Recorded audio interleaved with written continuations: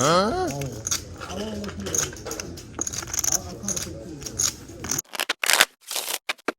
finally, the moment you've been waiting for. Is GHPOKER profitable? The answer is... We're back at Capri. I buy in for $300. No worries, the manager from Vlog 40 does not work here anymore. Despite that mishap, I enjoy playing here and have run pretty well here. This is a short session, only played about 2 hours. First decent sized hand I'm involved in, we are playing 7-handed in the hijack. I look down at ace, queen, 9, 10 with 2 hearts. I limp here as I am a rookie in the Omaha streets, and I play this game very cautiously due to its high variance nature. There is a raise to $15 and 1 call. I decide to come along for $15. The flop is 8, 9, 4 with 2 spades and 1 heart. The action checks around as top pair is rarely good in Omaha. Turn is the king of hearts, and now we have some decent equity. Early position leads for $20. I make the call and the button calls. The river is the queen of hearts, hitting my flush. Early position checks, and my hand isn't the nuts, but I think it's a strong enough backdoor hand to bet. So I go ahead and bet $30 and both players fold. If you guys want to meet up with me today or tomorrow, I'll be playing at River Room Social. Today I'm going to leave at about 2 p.m., but tomorrow I will be here all day. They're having some crazy giveaways, some lucky seat drawings. They're giving away $500 in time tomorrow starting at 10 a.m. to the first 100 people through the door. Definitely don't want to miss out on that, and come play with me if you're in the Houston area. Okay, back to our regularly scheduled programming. Hand number 2 in this session is really kind of just a funny hand that I thought some of you could relate to. We're 8-handed now, and it folds to me in the small blind. I look down at ace-jack offsuit, and I ask the big blind, do you want to chop? He says no. So I say, okay, and I raise to $11. He insta-folds. But hey, at least I know he doesn't chop now, I guess. And back to the Omaha streets we go for a quick minute. I'm in the small blind and look down at 3, 4, 5, 7 with a few clubs. A few limpers, and I decide just to complete in the small blind. The big blind checks, and the flop is ace, 4, 6 rainbow. I check, the big blind bets $5, and the player next to him min raises the $10. On to me, everyone folded. With a pair and a wrap draw, I call the $10, and the big blind also calls.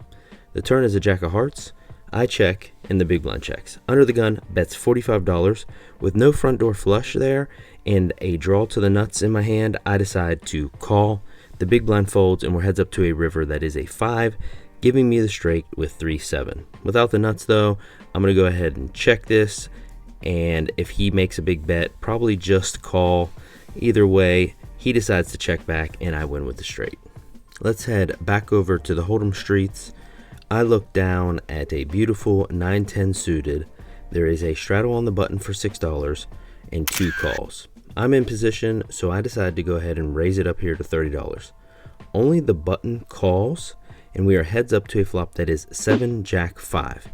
This is a great board to continue betting on with our hand. Why, you might ask? Well, this flop gives us an inside straight draw and backdoor hearts, plus the strong range we represent by raising preflop. It also only has 1 card, 9 or higher, which is good considering what our opponent's likely calling range is on the button to our raise. So we can win this pot by folding out our opponent's better holdings, and if he doesn't fold, we still have decent equity in the hand with a chance to improve.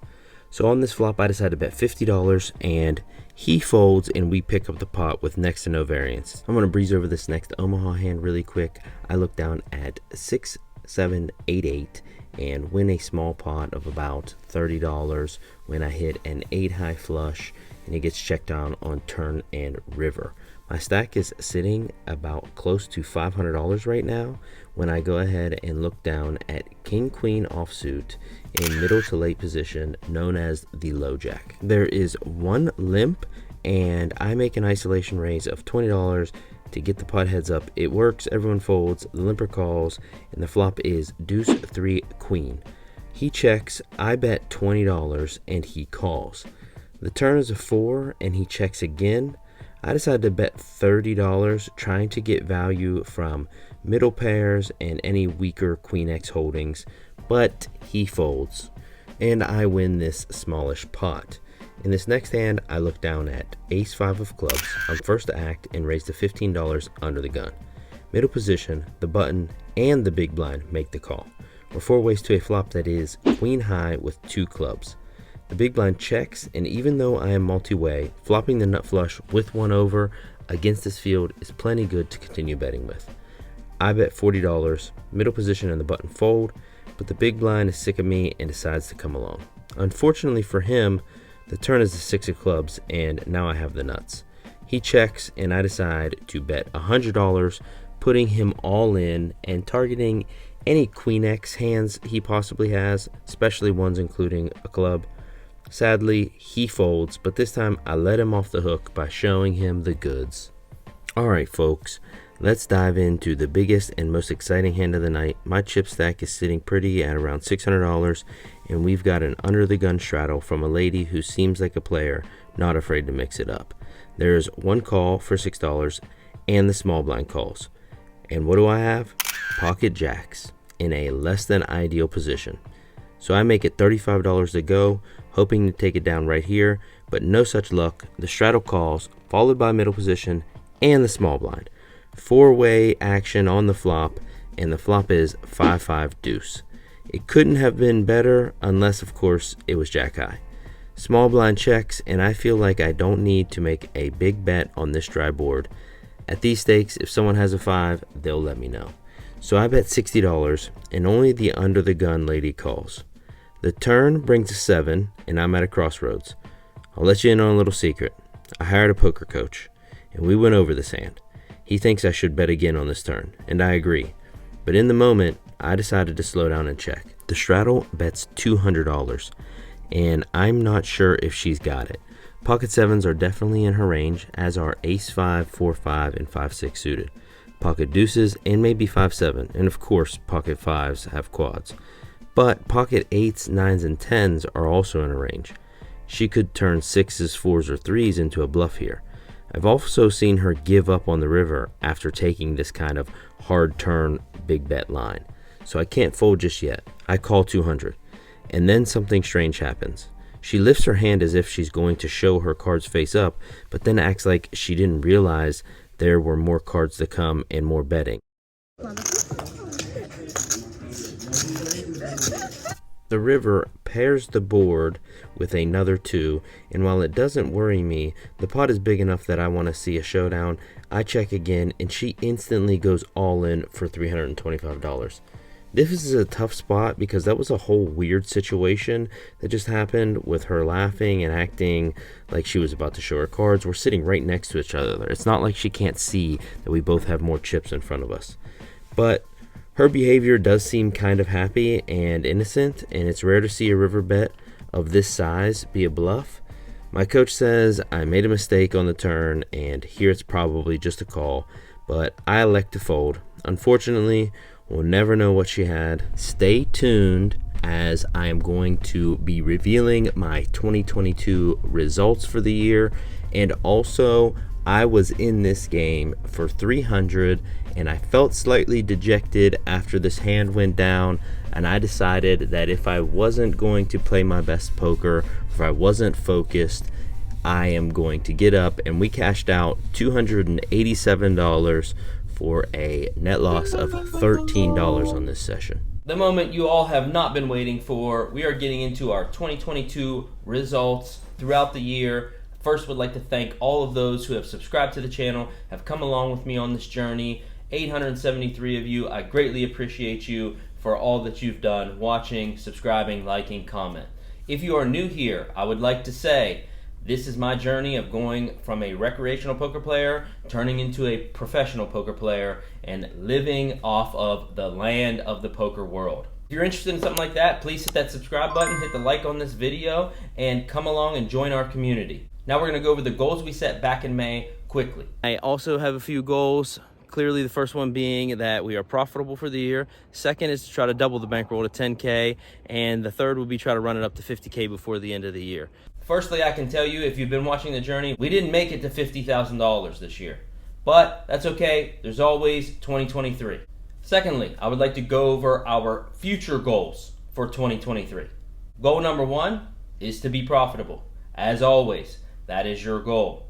Goal number 2 is I'm going to make an end of the month video reviewing our profit, our hours played, and stuff like that. Goal number 3, hire a poker coach. I've already done that. We've had 2 sessions. We're going to continue weekly sessions until I turn into a cash game crusher. Goal number 4 is going to be our monthly income. We're going to look to try to meet $3,000 to $5,000 in profit every month. Now, not every month, but hopefully on an average, that's where we end up at throughout 2023. Number 5, for you guys, we're going to start a Discord for me, for us, for the community, so that we can talk, meet up, discuss hands, maybe even network over there, and I think that's going to be great for all of us. Number 6, go to the World Series of Poker this year. I do have a plan on going there. How long we stay will all depend upon how well this year goes and what happens. Also, goal number 7 in aligns with that, to win a World Series of Poker bracelet. Last year, we were able to cash and run deep in an event, but this year it's going to be final tables and bracelets. And one last surprise goal that I'm not going to go over yet, but it's for you guys, and I think it's going to add a lot of value to you guys, and you'll love it. We're going to go over that really soon here in the future. And as always, our goals will adjust this year throughout the months to meet our needs and to see where we're at in review. Now finally, the moment you've been waiting for. Is GHPOKER profitable? The answer is yes, I am. Now, we started really recording more stuff, and we started with our goals in May. Prior to May, we were doing okay. I think we ended up, for the months of January, February, March, and April, plus $740 for about $9 an hour with 81 hours played. And we were winning 57% of sessions. That's not great. We had 2 months, May and June, where we weren't professional, and then we went professional from the rest of the year on. From the rest of the year on, we ended up in Profitville, USA, to the tune of $4,258. Now, we also have to add in May and June, and that brings our total yearly profit to $6,571 in cash game results. Over 233 hours played, which is about $28 an hour. Now, clearly, we didn't put in enough volume to make a living wage. Even though it's $28 an hour, we only have 233 hours, which isn't that much when it comes down to a yearly income. With all that said, and all the hate or negative comments I have gotten, it goes to show you that even a donkey like me can be profitable playing cash games in 2022. It's like, I don't really think I'm a donkey, but I mean, I definitely have lots of room to improve, and hopefully in my journey that helps you improve, or maybe it helps you quit poker and you never play again. Now, our 2022 tournament results, they are less than stellar. We lost $5,000. So, all in all, when it comes to our goals, we did double our bankroll if we only played cash to 10K, but that didn't happen. So, in the year, we are only plus $1,500, including tournaments, and a total of about 333 hours played. $1,500 over a year, that's pretty bad. We can't live off of that. We can't eat off of that. But I know 2023 is going to be better. We're already off to a hot start. I haven't shown you any of them videos. Another goal is to really catch up with the videos so that we're on time and on schedule, and the videos come out within the same week that I play or produce them. I also kind of plan on maybe combining some videos to where I show a weekly vlog, or maybe do 2 videos a week. But we're really going to have to ramp up our efforts in that, and maybe possibly go outside the box and hire an editor to help me with that, because it takes a lot of time to do these videos. It takes a lot of time to grind 20, 25 hours a week, do one video 20 hours a week. If I'm adding another video or making the videos much longer, it's going to be that much more time with voiceover and editing and everything. But clear and simple, the takeaway is you can be profitable even if you play a not so great style like I do, which is pretty much massively exploiting the opponents that are not as good. So it looks like at the end of the year I'm at plus 1,500. We started with a bankroll back in May of $5,000, so my bankroll should be 6,500.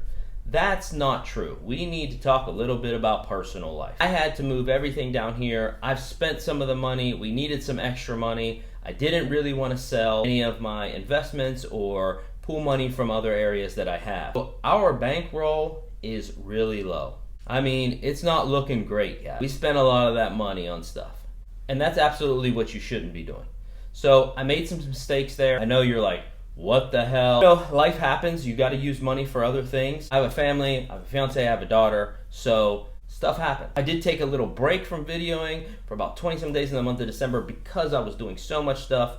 Things were crazy busy. I just didn't have the time. I did play some sessions, which are these sessions I just showed you over the last 3 or 4 weeks. But don't worry, we're gonna get the bankroll back. We're still headed to the moon. I'll explain to you how that's gonna happen in the future videos. As always, have a great day, and I hope the poker gods bless you at the table. To the moon, baby. I'll see you guys next time.